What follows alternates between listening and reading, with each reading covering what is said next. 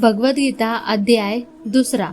नमस्कार मित्रांनो, आज आपण भगवद्गीतेच्या 2ऱ्या अध्यायाचा मराठीत सोपा सारांश जाणून घेणार आहोत.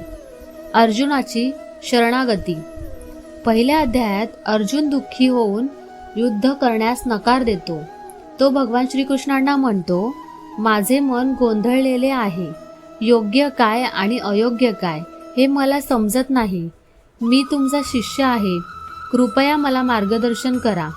भगवान श्रीकृष्ण अर्जुनाला समजवतात, जन्मलेल्या प्रत्येकाचा मृत्यू निश्चित आहे आणि मृत्यूनंतर पुन्हा जन्मही निश्चित आहे. शरीर नाशवान आहे पण आत्मा अमर आहे. शस्त्रे आत्म्याला कापू शकत नाहीत. पाणी भिजवू शकत नाही. वारा सुकवू शकत नाही. अग्नी जाळू शकत नाही. श्रीकृष्ण अर्जुनाला सांगतात, तू क्षत्रिय आहेस. धर्मासाठी युद्ध करणे हे तुझे कर्तव्य आहे. कर्तव्यापासून पळ काढणे योग्य नाही. या अध्यायातील सर्वात प्रसिद्ध उपदेश, तुला फक्त कर्म करण्याचा अधिकार आहे, फळावर नाही. म्हणून मनुष्याने फळाची चिंता न करता आपले कर्तव्य करत राहावे. शिस्तप्रज्ञ कोण? अर्जुन विचारतो.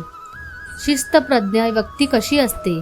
श्रीकृष्ण उत्तर देतात, जी व्यक्ती सुख दुःखात समान राहते, जी राग भय आणि मोहापासून मुक्त असते, जी मन आणि इंद्रिये नियंत्रणात ठेवते, जी परमेश्वरावर श्रद्धा ठेवते, तीच शिस्तप्रज्ञ व्यक्ती आहे. अध्यायाचा संदेश, आत्मा अमर आहे. कर्तव्यापासून दूर जाऊ नये. कर्म करत राहावे. फळाची अपेक्षा ठेवू नये. मन स्थिर ठेवावे. जय श्रीकृष्ण.